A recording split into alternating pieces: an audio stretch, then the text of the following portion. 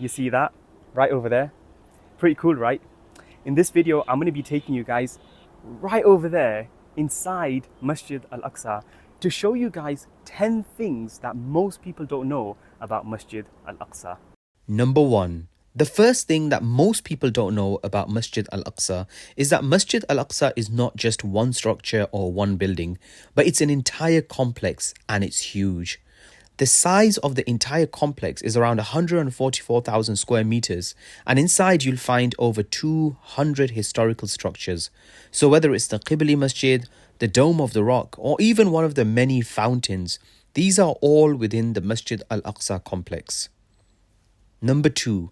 It was always a masjid.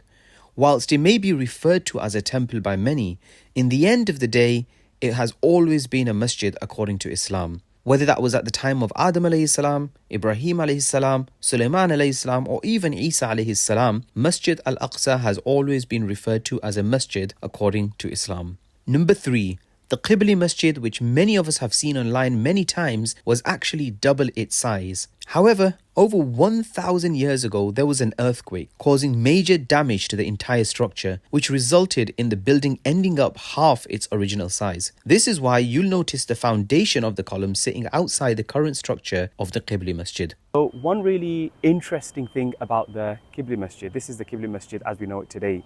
But did you know that Qibli Masjid was double the size before? It had double the capacity.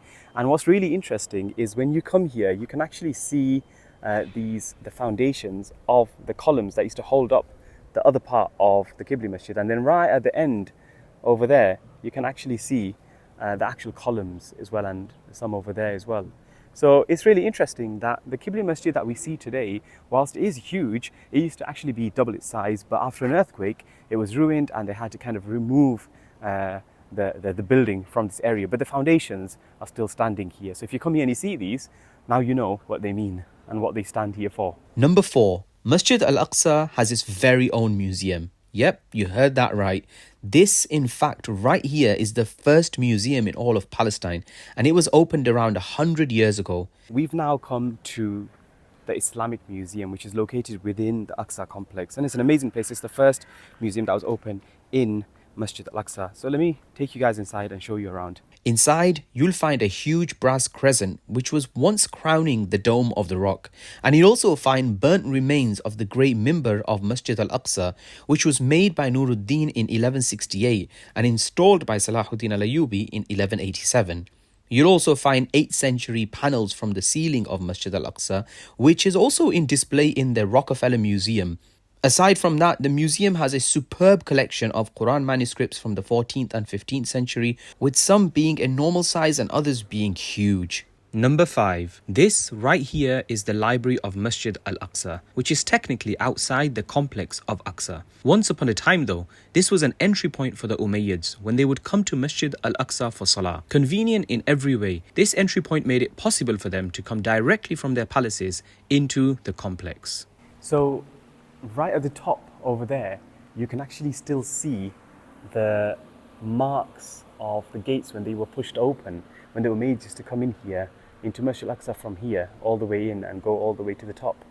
You can actually still see the marks of the gates when they used to be pushed open somewhat here and also on this side. Number 6. This right here is the resting place for the only Indian person buried near Masjid Al Aqsa. Located along the western corridor of the Masjid Al Aqsa complex, you'll find the grave of an Indian man named Maulana Muhammad Ali Al Johar, who passed away in January of 1931. A renowned Indian Muslim activist and strong supporter of the Palestinian cause, Maulana Muhammad Ali passed away in London but was brought over to Jerusalem after being requested by the Grand Mufti of Jerusalem, Amin al-Husseini, and the many Arabs and Muslims in the region who wanted him buried in Al-Quds, largely because of the awareness he raised about Masjid Al-Aqsa and Palestine. Number 7. Italian marble was donated for columns in Qibli Masjid to the Palestinians by Mussolini. The Qibli Masjid has some beautiful columns, and amongst them the marble columns are some of the most striking examples. But little do people know that the material used for them was actually a gift by the Italian dictator Benito Mussolini. Number 8. These platforms scattered around the entire Masjid Al Aqsa complex actually served a very important purpose. What most people don't know is that these platforms right here within the Masjid Al Aqsa complex were once filled with scholars and students for educational classes and knowledge circles. Some historians also tell us that these platforms were raised off the ground because the area around it was muddy. Number 9. Most people don't realize that this right here, known as the eastern area of Masjid Al Aqsa, is actually the quietest area of the entire complex.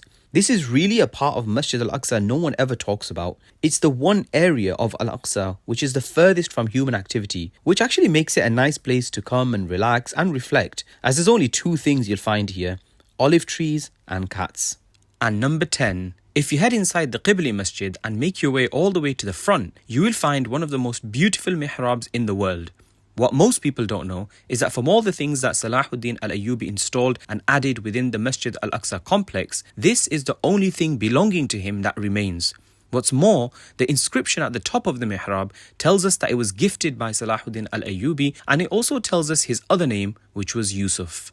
Well, there you have it, guys. That's 10 things that most people don't know about Masjid Al Aqsa. There are so many more hidden gems inside Masjid Al Aqsa, so I highly recommend that you come and visit for yourself. Well, that's all from me today. I hope you guys have enjoyed this video.